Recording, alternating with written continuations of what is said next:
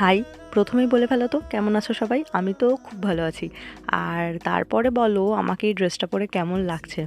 আমার তো ড্রেসটা খুব পছন্দ হয়েছে। আমি আজকে আবার একটা গেট রেডি ভিডিও নিয়ে চলে এসেছি, আর আগামী 2-3 দিন মোটামুটি আমি বেশ কয়েকটা গেট রেডি ভিডিও আর ছোটো ছোটো কিছু ব্লগসও দেবো। তার কারণ হচ্ছে আমি এখন একটা অনুষ্ঠানের মরশুম দিয়ে যাচ্ছি। আমার আগামী 2-3 দিন নেমন্তন্ন রয়েছে। তো নেমন্তন্ন হচ্ছে একটা দিদির বিয়েতে। দিদির বিয়ে বলতে তোমরা দেখেছিলে এর আগে একটা দিদির আইবুড়ো ভাত শেয়ার করেছিলাম, ওই দিদিরই বিয়ে। তো তার জন্য মোটামুটি বেশ কয়েকটা ব্লগস, কিছু গেট রেডি ভিডিওসও আসবে। তো চলো শুরু করা যাক।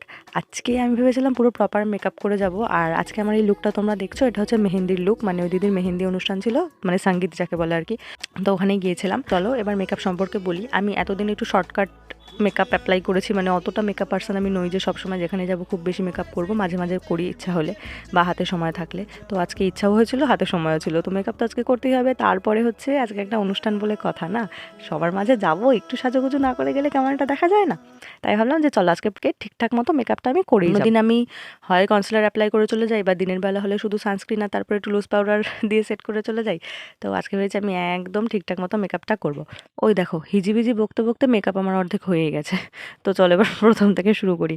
মেকআপ করার আগে প্রথমেই যা করণীয় স্ক্রিন প্রিপারেশন, সেটা করার পরে আমি হালকা একটু ফাউন্ডেশন আজকে অ্যাপ্লাই করেছিলাম। ফাউন্ডেশনটা না আমার খুব একটা ভালো লাগে না, তাও আজকে মনে হলো যে একটু দিই।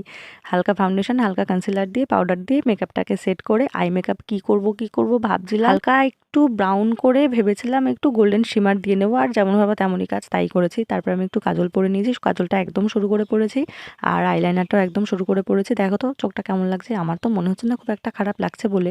তারপরে লিপস্টিক পরে নিয়েছি, আর আজকে আমার কাণ্ড দেখেছো, আমার লিপস্টিক, আমার ড্রেস, আমার ব্যাকগ্রাউন্ড সব একই কালার হয়ে গেছে। আমার মা তো আমাকে বলছে, কী রে তোর কী ব্যাপার, তুই মাথা থেকে পা পর্যন্ত একই কালার পরে যাবে নাকি? প্লাস আমি যে ব্যাগটা নিয়ে গিয়েছিলাম আনফর্চুনেটলি সেই ব্যাগটাও আমার একই কালার হয়ে গেছিলো, মানে পুরো ম্যাচ। মা বলছে তোর লিপস্টিক আর ড্রেস যেই কালার, তুই ব্যাকগ্রাউন্ডও সেই কালার নিয়ে বসেছিস ভিডিও করতে। তো ভিডিও আমি স্টার্ট করে দিয়েছিলাম, তারপরে ব্যাপারটা মা বললো, আমি খেয়াল করিনি প্রথমে। তো ঠিক আছে, কিছু করার নেই। ভিডিও আমার অর্ধেক হয়ে গেছিলো তখন। তারপর হালকা চুলটা একটু কার্ল করে দুটো ক্লিপ অ্যাটাচ করে নিয়েছি। আর আরেকটা ব্যাপার হচ্ছে আমি সেই আবারও একই কানের নিয়ে এসেছি। মানে এর আগে 2-3টে ভিডিওতে তোমরা আমার এই কানেরটা দেখে ফেলেছো, কেন জানি না আমার সব ড্রেসের সাথে এই কানেরটা ম্যাচ করে যায়। দেখো এই ড্রেসের সাথেও প্রপারলি ম্যাচ করে গেছে এই কানেরটা। ভেবেছিলাম আজকে অন্য কোনো কানের পরবো, কিন্তু অন্য কোনো কানের এই ড্রেসটার সাথে ভালোই লাগছিল না, তো এটাই পরতে হলো। আর এরপরে একটু হাইলাইটার অ্যাপ্লাই করে সেটিং স্প্রে দিয়ে মেকআপটা সেট করে নিয়েছি। এবার আমার ফাইনালি মেকআপ ডান, সাজুগুজু কমপ্লিট। দেখে বলো তো এবার কেমন লাগছে আমাকে। এই দেখো ভালো ভালো বলবে, কিন্তু কষ্ট করে সেজেছি, ঠিক আছে? যদি ভালো নাও লাগে তাও ভালো বলবে। ঠিক আছে চলো বাই, দেখা হচ্ছে নেক্সট ভিডিও। ভালো থেকো সবাই, টাটা।